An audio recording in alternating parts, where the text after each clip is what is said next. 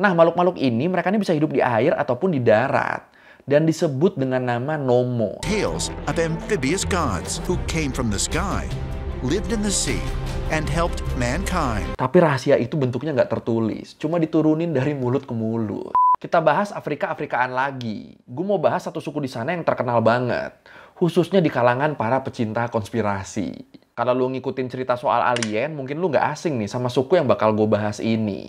Satu suku yang punya pengetahuan maju banget di bidang ilmu astronomi. Bahkan dengan segala keterbatasan mereka, suku ini tuh udah dari lama tahu fenomena-fenomena di langit yang bahkan ilmuwan modern tuh baru taunya sekarang-sekarang. Tapi apa bener mereka dapat pengetahuan ini dari alien kayak yang diyakini sama para penganut teori konspirasi? Atau ada penjelasan ilmiahnya nih? Yaudah kalau gitu, langsung aja kita bahas suku Dogon. Suku di Afrika yang punya pengetahuan astronomi yang maju banget.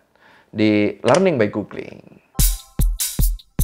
Oke, sebelum kita bahas tentang pengetahuan astronomi suku Dogon yang luas banget sejak ribuan tahun lalu, sebelum itu gua mau jelasin dulu nih tentang suku Dogonnya. Jadi kalau menurut Britannica, Dogon ini adalah kelompok etnis dari dataran tinggi Mali yang nyebar sampai Burkina Faso. Dan saat ini diperkirakan ada sekitar 600.000 orang etnis Dogon yang tersisa. Mereka pada tinggalnya tuh di wilayah perbukitan berbatu, pegunungan, termasuk di tebing Bandiagara yang sekarang jadi situs warisan dunia UNESCO. Nah, Dogon ini mereka termasuk salah satu suku yang megang kuat budayanya. Masih megang kuat tradisi turun-temurun mereka selama ribuan tahun. Makanya mereka masih mertahanin tempat mereka tinggal yang letaknya di dataran tinggi. Sama kayak leluhur mereka dulu nih. The people of the Dogon tribe build their houses in the shelter of the rock escarpment, which extends east to the Hombori Mountains. Kalau menurut Stephanie Holliman, seorang jurnalis dan fotografer buat buku Dogon Africa's People of the Cliffs karya Van Beek, diyakini sebenarnya orang-orang Dogon ini tuh berasal dari Mesir kuno. Mereka ngehindar dan bermigrasi ke wilayah lain buat sembunyi. Sembunyi dari apa? Jadi waktu itu di Mesir kuno, sekitar ribuan tahun yang lalu, orang-orang suku Dogon tuh pada ditangkepin buat jadi budak. Buat dijual ke orang-orang kaya. Nah, karena banyak orang Dogon yang nggak mau diperbudak, jadinya ya mereka pada kabur. Pada pergi tuh mereka dari Mesir ke wilayah lain dan di sini mereka terus bergerak. Kalau menurut Discover African Art, orang-orang Dogon ini sebelumnya udah nyebar ke Libya dan akhirnya nyampe ke Burkina Faso. Terus karena di abad ke-7 agama Islam berkembang pesat di wilayah Afrika bagian utara, termasuk di wilayah mereka menetap, akhirnya karena mereka nggak mau ninggalin tradisi leluhurnya, nggak mau ninggalin kepercayaan mereka, jadinya mereka bergerak lagi nih buat menghindari Islamisasi. Dan mereka sampai di Mali di sekitar abad ke-15. Terus buat makin menghindari Islamisasi dan penangkapan buat jadi budak, mereka akhirnya mutusin buat tinggal di bukit atau tebing. Biar kalau ada yang mau nangkap mereka, orang-orang yang mau nangkap ini bakal nyerah duluan karena harus manjat tebing. Dan karena posisi mereka ada di dataran tinggi kan, jadinya lebih gampang juga buat mereka ngintai musuh. Jadi ya intinya pertimbangan utama mereka tinggal di tebing tuh ya buat pertahanan diri lah ini. Terus kalau menurut Focus on Geography, di abad ke-19, Prancis kan mulai tuh datang ke Afrika Barat buat ngebentuk koloni di sana. Dan waktu itu situasinya orang-orang suku Dogon tuh udah nggak terlalu takut buat ditangkepin dan udah nggak takut juga sama Islamisasi. Jadinya beberapa dari mereka udah mulai berani tuh buat tinggal di tempat yang lebih datar. Contohnya kayak di dasar lembah lah. Dan di momen inilah, menurut Ancient Origins, di tahun 1930-an, seorang antropolog dari Prancis, Marcel Griaule, mutusin buat neliti kehidupan suku Dogon. Suku yang dikenal misterius dan selalu mengasingkan diri. Bener-bener tuh dia, selama belasan tahun, Griaule ini hidup di tengah-tengah mereka. Hidup di tengah-tengah masyarakat suku Dogon. Ini suka salut sih gue sama orang yang risetnya niat banget gini ya. Sampai belasan tahun tinggal bareng, Jer. Gila. French anthropologist Marcel Griaule treks through the forbidding desert in search of the mysterious Dogon tribe. When he finds them, he becomes fascinated by their culture and traditions. Nah, kalau menurut Secret Sites, akhirnya beberapa tahun setelah menetap sama mereka, Sang Hogan ini semacam pemimpin agama suku Dogon gitu, akhirnya beliau mulai ngasih tahu Griaule tentang rahasia-rahasia pengetahuan mereka. Rahasia pengetahuan yang sebelumnya cuma diketahui sama suku Dogon. Ya buat pengetahuan-pengetahuan rahasia yang dikasih tahu ke Griaule ini, nanti buat lebih detailnya kita bahas di belakang lah. Yang pasti yang menarik di sini, kalau menurut Focus on Geography, mereka punya rahasia-rahasia pengetahuan segitu banyaknya. Padahal masyarakat suku Dogon tuh nggak punya bahasa tertulis. nggak punya sistem penulisan. Jadi, semua legenda, semua rahasia-rahasia pengetahuan, tradisi, sampai budaya, itu tuh disebarinnya cuma dari mulut ke mulut. Bisa dalam bentuk lagu, cerita, ataupun karya seni. Yang pasti bukan dalam bentuk tulisan. Kebayang gak lu, mereka punya rahasia pengetahuan yang nantinya di masa depan bikin orang-orang jadi berkonspirasi. Tapi rahasia itu bentuknya nggak tertulis, cuma diturunin dari mulut ke mulut. Gila ya. Dan makanya emang lumayan susah juga kan buat nemuin catatan tertulis tentang suku Dogon ini. Dan di sini Marcel Griol setelah bertahun-tahun tinggal bareng mereka, akhirnya suku Dogon ini secara sukarela mau ngasih tahu Griol tentang rahasia-rahasia pengetahuan mereka. Ya jadi nggak sia-sia itu tinggal bertahun-tahun di sana ya. Akhirnya dikasih tahu juga. Untung aja. Tapi mereka tahu pengetahuan itu dari mana? Nah ini kita bahas yang versi sensasionalnya dulu kali ya. Yang versi konspirasinya. Nah ini, kalau dari kepercayaan suku Dogonnya sendiri, menurut Enquirer, mereka percaya sekitar 3.000 sampai 5.000 tahun yang lalu, ada sebuah bahtera atau kapal besar gitu yang turun dari langit ngebawa makhluk asing yang bagian atasnya tuh manusia. Tapi bagian bawahnya bersisik, kayak ikan atau ular. Nah, makhluk-makhluk ini mereka ini bisa hidup di air ataupun di darat. Dan disebut dengan nama Nomo atau Nomos. Gue ngebayanginnya Nomos ini jadi kayak manusia amfibi gitu. Nah, Nomos, mereka ini sama suku Dogon dipercaya sebagai dewa pencipta yang turun ke bumi dari Sirius. Tales of amphibious gods, in this case called Nomo, who came from the sky, lived in the sea, and helped mankind. They describe these Nomos as being very like mermaid or merman-like, but bequeathing lots of knowledge of astronomy, math, and science to this ancient race. Dan ya pas turun ke bumi inilah Nomos ngasih tahu suku Dogon tentang ilmu-ilmu alam semesta. Yang waktu itu nggak ada satupun manusia yang tahu. Terutama di sini ilmu tentang astronomi yang cuma diketahui sama para dewa aja waktu itu. Ilmu astronomi apa aja tuh? Kalau menurut Ancient Origin, sejak ribuan tahun lalu, suku Dogon tuh udah tahu kalau bumi tuh ngitarin matahari. Mereka udah tahu kalau bumi itu punya garis orbitnya sendiri di dalam tata surya. Iya, jadi jauh sebelum ada peralatan astronomi kayak teleskop atau yang lainnya, suku Dogon tuh udah tahu duluan kalau ada yang namanya tata surya. Mereka udah tahu tentang sistem revolusi. Udah tahu tentang planet-planet yang ngelilingin bintang dan bulan-bulan yang ngelilingin planet. Ini kan canggih ya. Gila. Bisa gitu ya. Terus selain itu, suku Dogon juga tahu kalau ada planet yang jauh yang punya cincin. Atau dengan kata lain, mereka udah tahu kalau planet Saturnus tuh punya cincin. Terus mereka juga tahu kalau ada satu planet besar yang terbuat dari gas. Yang punya puluhan bulan, tapi satelit atau bulan utamanya tuh cuma ada 4. Dan kalau dari deskripsinya kan ini ngarahnya ke Jupiter ya. Buat yang mungkin belum tahu nih, Jupiter tuh kan emang punya 4 bulan utama.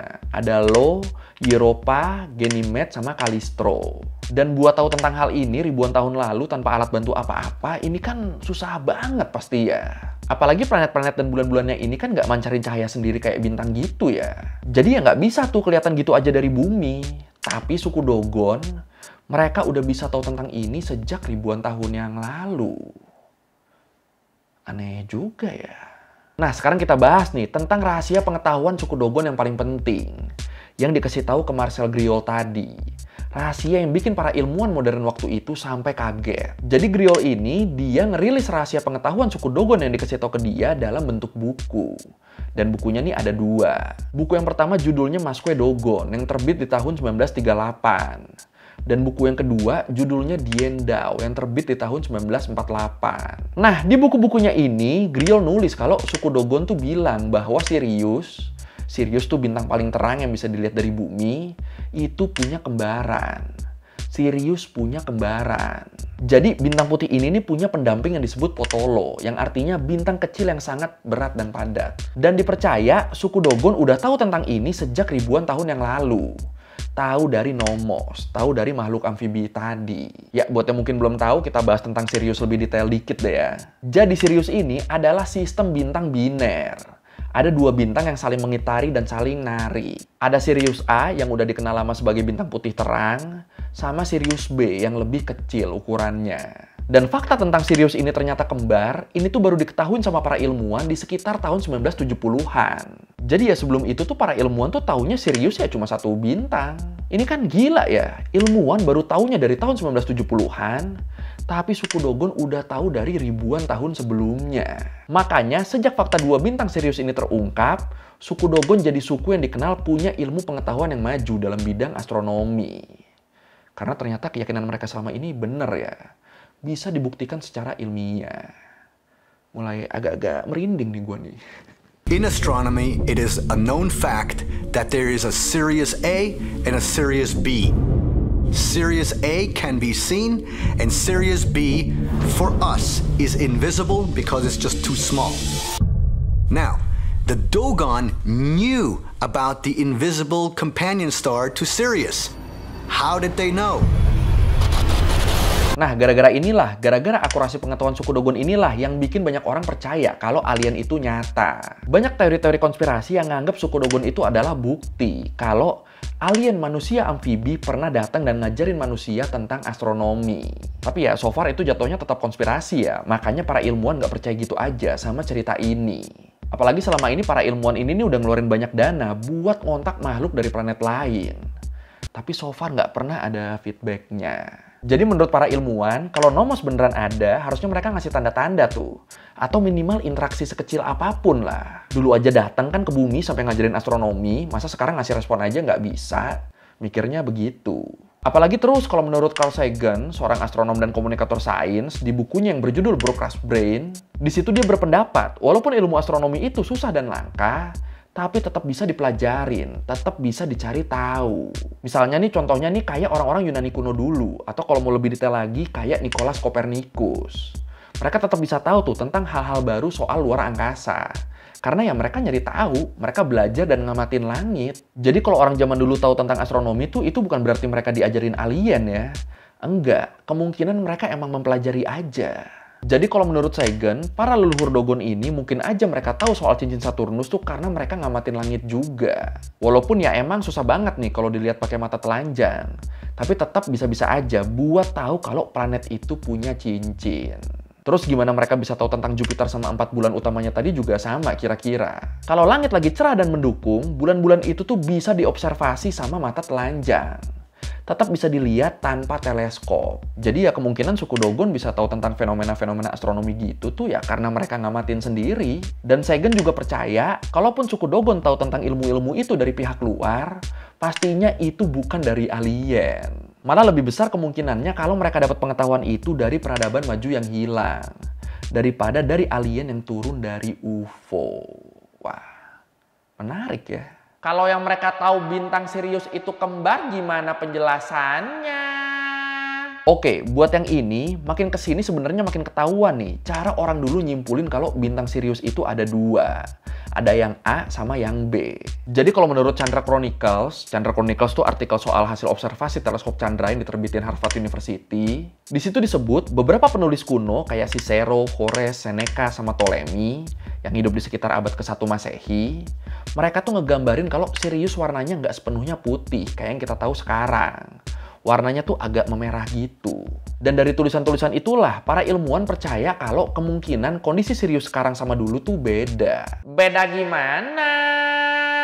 Kemungkinan 2000 tahun yang lalu Sirius B yang lebih kecil, dia tuh lagi masuk fase bintang merah raksasa. Makanya di saat-saat tertentu, di waktu Sirius B yang warnanya merah ini lagi lewat di depannya Sirius A, warnanya sama para penulis tadi tuh digambarin nggak putih terang kan, tapi agak merah gitu.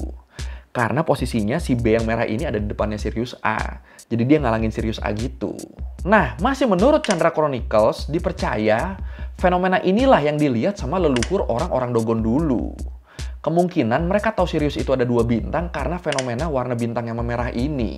Jadi kadang pas dilihat warnanya putih, kadang pas dilihat warnanya merah. Makanya mereka nganggapnya ini pasti ada 2 bintang nih. Dan yang menarik nih di sini, kalaupun fenomena ini benar, sebenarnya ini bisa dibilang janggal. Karena kalau menurut perhitungan astronomis yang diketahui sama ilmuwan sekarang, proses dari sebuah bintang merah raksasa berubah jadi katai putih, berubah jadi kondisi Sirius B yang sekarang yang warna putih itu tuh butuh waktu sampai 100.000 tahun. Sementara dari catatan kuno yang ada, fenomena ini tuh terjadinya baru 2000 tahun yang lalu. Jadi prosesnya kayak yang lebih cepat gitu, yang harusnya 100.000 tahun baru jadi putih, Ini cuma 2000 tahun, itu udah jadi putih sekarang. Ya, tapi para ilmuwan sendiri ngerasa ini tuh sebenarnya bukan masalah. Karena emang banyak fenomena astronomi yang belum bisa dijelaskan. Jadi bisa aja sebuah bintang raksasa runtuh jadi katai putih yang harusnya makan waktu 100.000 tahun, ini jadi cuma 2000 tahun. Karena sebab-sebab yang belum kita ketahui. Ya, tapi kalau menurut lu sendiri gimana? Apakah penjelasan ini cukup meyakinkan atau lebih meyakinkan yang diajarin alien tadi? Silakan komen. Unlike the sun, which is beautiful golden color, Sirius is a bluish white color, indicating it's much hotter than the surface of the sun. Oh iya, pengetahuan soal Sirius punya kembaran ini juga diyakini udah ditemuin sebelumnya di tahun 1836 sama astronom Friedrich Bessel dari Jerman. Terus ketahuan juga di tahun 1862 sama Alvan Clark dari Amerika. Dan dari sini jadi banyak ilmuwan yang berpendapat kalau pengetahuan astronominya suku Dogon itu sebenarnya terpengaruh sama pendapat ilmuwan-ilmuwan ini. Kok bisa? Jadi kalau lu ingat tadi, suku Dogon ini tuh kan nggak punya catatan apapun yang bisa ngebuktiin otentisitasnya. Yang ngebuktiin kalau pengetahuan ini beneran dari leluhur mereka ribuan tahun yang lalu. Nggak ada buktinya juga tuh leluhur mereka bisa tahu itu dari alien-alien tadi. So far nggak ada buktinya. Nah makanya dari sini akhirnya banyak yang nganggap kalau informasi astronomi yang kompleks yang dimiliki sama suku Dogon tadi, yang ditulis sama Marcel Griol tadi, itu tuh sebenarnya nggak lebih dari informasi yang ditambahin sama Marcel Griolnya sendiri. Sama si antropolog yang nulis buku Dogonnya tadi. Ada kemungkinan Griol ini ngalamin bias waktu nanya-nanya ke suku Dogon. Jadi entah suku Dogonnya sebenarnya dapat informasinya dari Griol, selama Griol tinggal di sana selama belasan tahun.